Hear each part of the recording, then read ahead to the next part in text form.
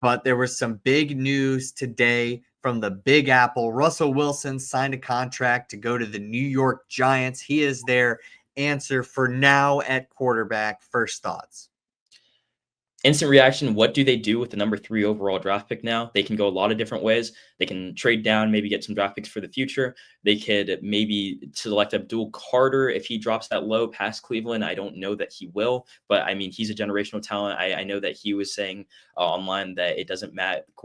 Quarterbacks don't matter. Draft generational talent. I think that applies to him, Abdul Carter. If you watch any of his games at Penn State, he is a generational talent. Could be one of those guys like Micah Parsons who just dominates from the gates out. So they definitely have an interesting proposition if Abdul Carter gets them with the 3rd overall pick. If not, I think that they're in a position where they just signed Jameis Winston. Now they have Russell Wilson. They're clearly not going quarterback, I don't think anymore. I think it'd be dumb to put Shedeur Sanders in a position like that at this point. So I think that trading down is probably the most likely scenario for the Giants. If not, like there's a list of names, but best available probably doesn't suit them at that point. Like I guess they could go Travis Hunter, but does that really work for them? What does that do for them? They already have Malik Neighbors. They have a solid enough defense. I don't really think the Travis Hunter pick works for the New York Giants. I think he works anywhere, but it just doesn't make all that much sense to me. So first initial reaction, this because it's only came out a couple minutes ago, I think it means that they're not taking Shedeur Sanders in the draft. Well, yeah, I think it does eliminate the quarterback situation for them, or the quarterback option for them at the very top of the draft. I was one who was saying that, hey, Sam Darnold can still be a bridge quarterback. A lot of these guys, when they sign in this free agency class, can still be bridge quarterbacks. But clearly, when it looks like a franchise is going in a certain direction, you got to change your opinion a little bit. And it's like, well, the Seahawks are clearly trying to win now in a different way.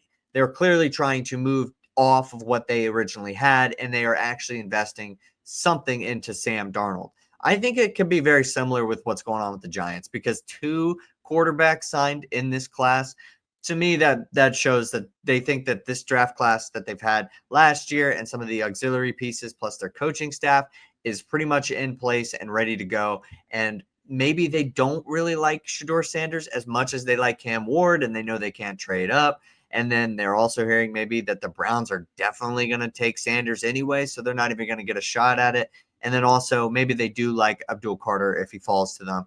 Maybe they do like Travis Hunter if he falls to them as well. And that was just the way that they decided to build this team. I think, just as in whether or not I agree from the outsider perspective, I think Russell Wilson still has some stuff left in the tank, but I was really, really disappointed with how that year ended for Pittsburgh last season. And man, you're always just wishing for that extra something, and just, I don't know if he's got it, but I know he's got a little bit left still. And for his career, I think this is probably the last stop, I'd imagine. He was one of the last musical chairs left, one of the last people left, and he went to the Giants, and I don't know what Aaron Rodgers' status is right now, if he was actually really considering that, or if he maybe dropped out too at some point and was like, nah, or if those talks were real. So I think for Russell Wilson, this might be it.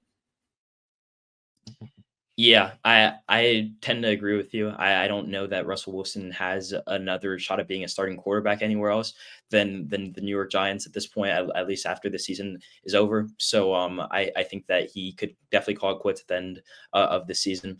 And Gosh, that's crazy seeing him retire.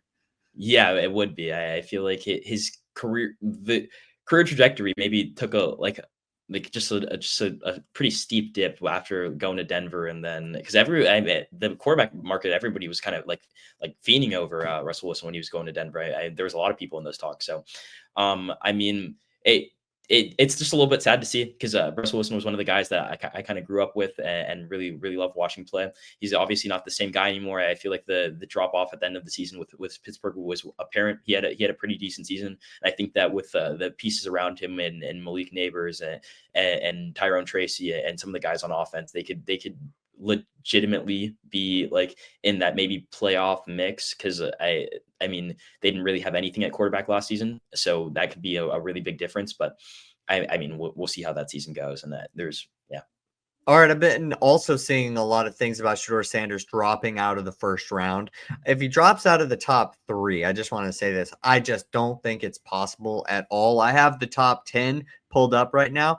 Patriots, Jags, Raiders, who just got Geno Smith, and then I'm thinking the Jets at 7, even though they just got Justin Fields. I think they would maybe make that selection if they really like him, or maybe they would try to trade up and to make sure that nobody else trades up, specifically the Saints as well. I totally think a team who really likes him secretly, who is outside of that top 3, would make a jump to try to get up if he were to fall. I don't think there's any situation where he falls out of it. I think he's probably going to the Cleveland Browns, though, at this point. But if he doesn't go to those teams in the top 3, I think, if you see anything about him falling out of the first round, turn that person's mock draft off. Don't give them those website clicks, because it just doesn't make any sense. There's going to be a team that goes and gets him, and they'll get him in the top 10. Yeah, and he's too big of a name, too big of a draw, and also had too good of a college career. Obviously, maybe not the career that like some people were expecting.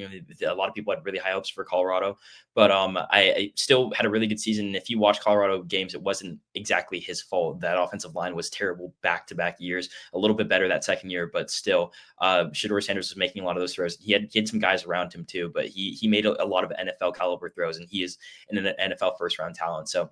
I completely agree. If anybody has him falling out of that first round, I think there's somebody in the 32 selections. I think that there will be at least one person, like one team that is willing to take a shot on Shedeur Sanders, especially if it's a little bit lower in the draft and they don't have to give as much trade up or could even wait on selecting him at where they are. So I completely agree that he'll still go in the first round.